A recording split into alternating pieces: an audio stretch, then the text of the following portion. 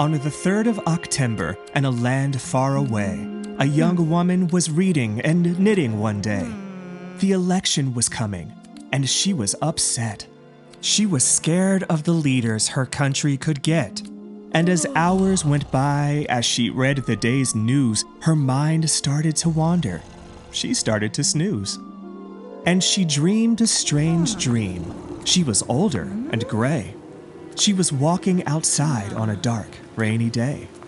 All the streets were deserted. No one was in sight. With the shops boarded up, something didn't seem right.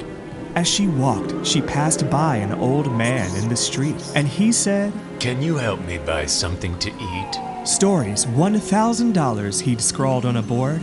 She was shocked. That was far more than she could afford. Could you tell me a story? My name's Nixie Knox. I don't have any money, but here's some new socks.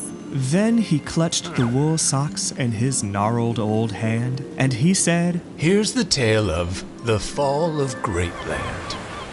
In the country of Greatland, this land that you see, lived a proud group of people, much like you and me. For a long time, a lot of us had peace and health. Some Greatlanders prospered and built up great wealth.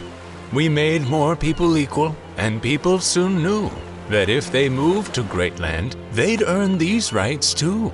So a number of people, just like you and me, left their homes for Greatland and crossed the Great Sea. But some people got greedy and tried to take more. Then the others were not as well off as before, so we made a mistake. A huge, big league mistake for a country. The biggest mistake you could make. We elected a leader who wouldn't prepare. And to make matters worse, he did not even care. Mr. Harold J. Grump was the name of this chump, but most people who knew him just called him the Grump. No one knows why the Grump got so grumpy at all, but some say his hands were 2 sizes too small.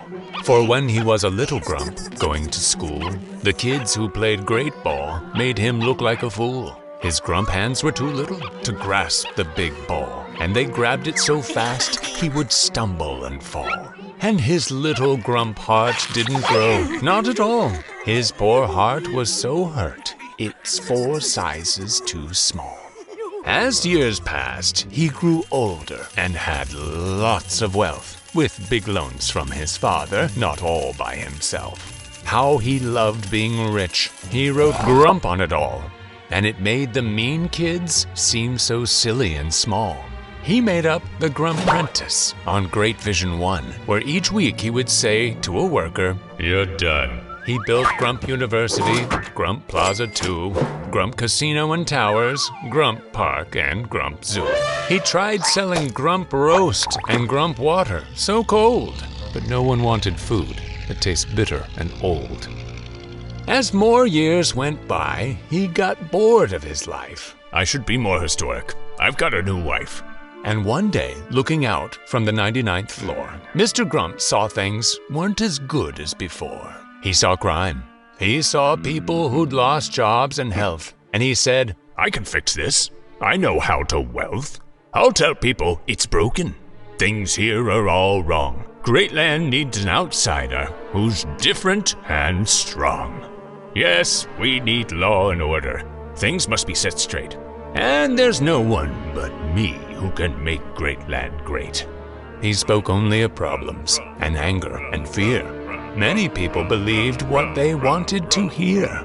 "All these poor foreign workers are taking your jobs. We'll bring the jobs back and kick out the slobs. Then we'll build a wall to keep them all out. No more crime. Bring our jobs back." He started to shout. "Lower taxes are just what we need," said the Grump. "And this great care has made our economy slump. Health care isn't a right, it's a service you buy. And we can't afford it. I'll kiss it goodbye. We'll tax imports and exports to keep Greatland great. All that money will pay for a lower tax rate." And when not enough voters said no to his lies, this man won the election, to my great surprise. He did what he promised. He built a huge wall. He sent immigrants home, families, children, and all.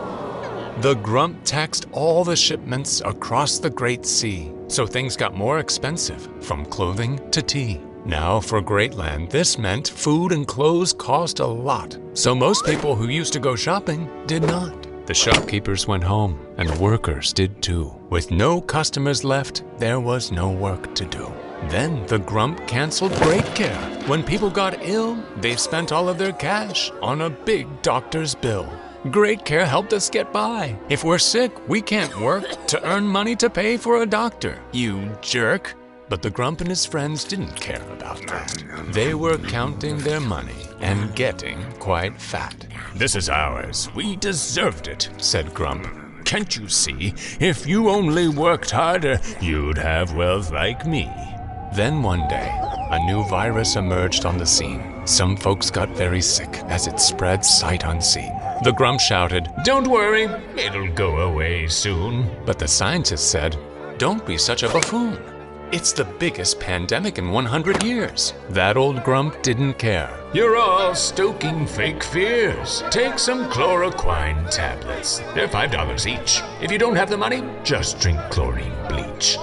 All the other smart countries wore masks and stayed home. But the Grump didn't listen. Don't listen. Go out. You should roam. Think of your freedom, your country. The plague is a hoax.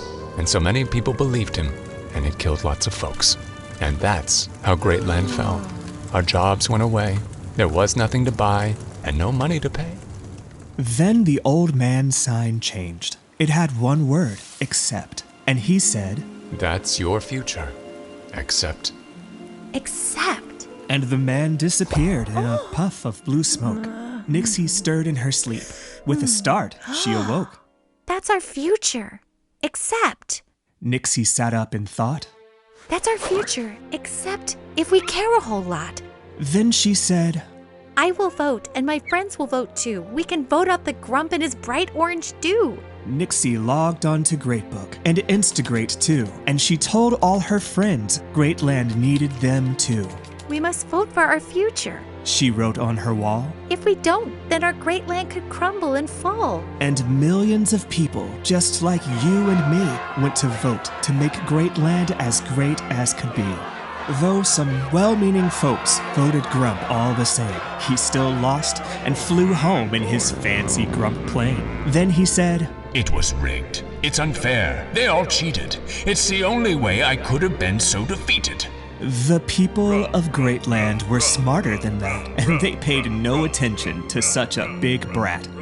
Then Nixie dozed off as she watched GNN, and with Greatland now safe, saw the future again.